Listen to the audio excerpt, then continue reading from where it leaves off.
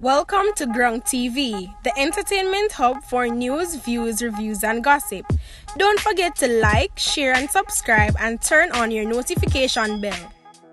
Welcome back to Grung TV. Firefighters are now at the Texaco service station on Manchester Road in Mandeville after a Mercedes-Benz motor car caught fire on Thursday morning. The quick action of three men who say they were in close proximity to the service station averted what they described as a possible catastrophe from happening.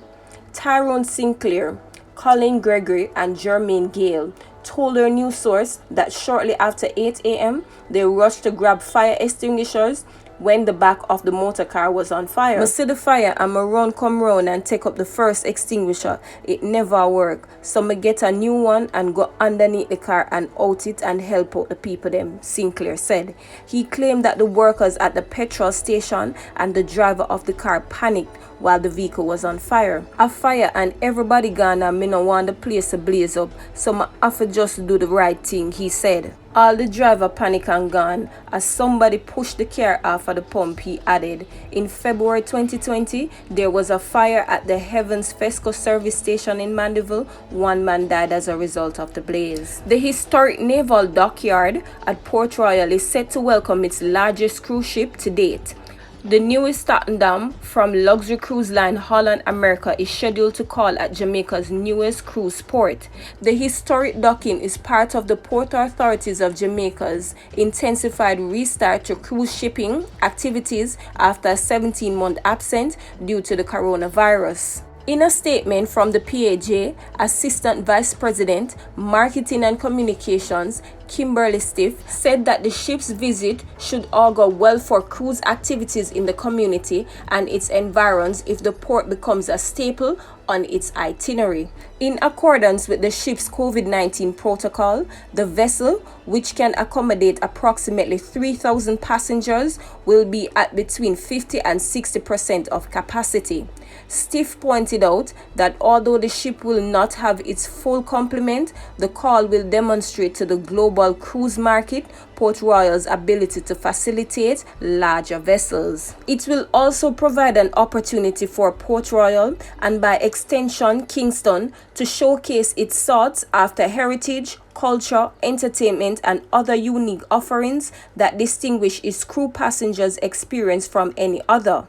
Steve went on to add that a boost in cruise shipping activities at Port Royal, especially when underscored by larger size ships and increased passenger count, should redound positively on business, commercial activities, as well as on the economic development of Port Royal and Kingston. Having approved the provisions of the National Identification and Registration Act after a lengthy debate last Friday, the Senate will now refocus on the issues of the latest state of emergency, which were approved in the House of Representatives on Tuesday. The House of Representatives met way beyond normal hours Tuesday night as the two political parties bashed each other over whether SOEs are beneficial to the fight against crime and violence, especially murders, which have continued unabated after 1 week after their reimposition in the most volatile areas of the island. The basis of the dispute was the government's decision to expand the lives of 7 new SOEs through passage of 2 resolutions. The Emergency Powers, Parish of St. James, Westmoreland and Hanover, Continuance Resolution 2021, the Emergency Powers specified areas in the parish of Kingston and St. Andrew, Continuance Resolution 2021, which covers 4 of the corporate area's most volatile police divisions, St. Andrew South, Kingston West, Kingston Central, and Kingston Eastern.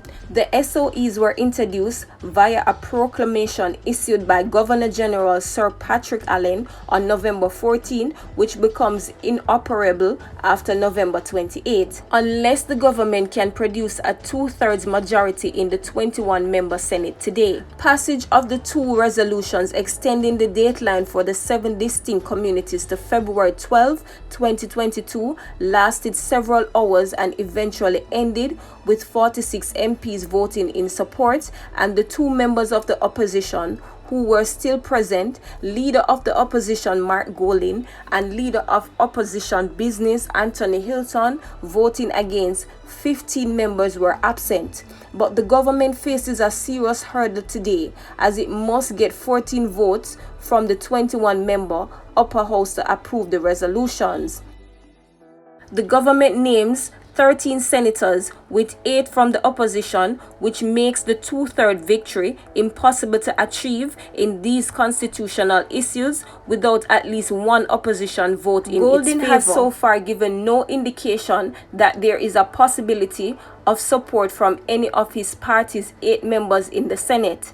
In fact, he told the House of Representatives on Tuesday night that he saw no long-term benefit from the previous SOEs over their 3 years in operation. He indicated that he would have preferred a call from Prime Minister Andrew Holness to resume bipartisan discussions at Vale Royal. He also seemed to have raised Holness's temperature Tuesday when he insisted that the SOEs were unconstitutional and that the Supreme Court had so indicated when it ruled in favor of 4 detainees who had been jailed for a period of time without being charged. Despite explanations from Attorney General Marlene Malahoo Fort that this was not the case, as the detentions were not unlawful under the Constitution, but failed to satisfy the requirements, detain suspects for lengthy periods without evidence to support the action.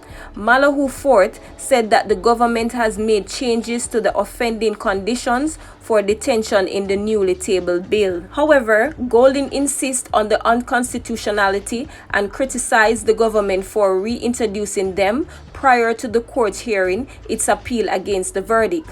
It is not meant to be, and no one on this side has ever said that the SOE is silver bullet. That's not what we have been saying. The SOEs cannot replace conventional policing. This is a point on which we agree. The SOE, however, is a tool to attenuate the situation, he said.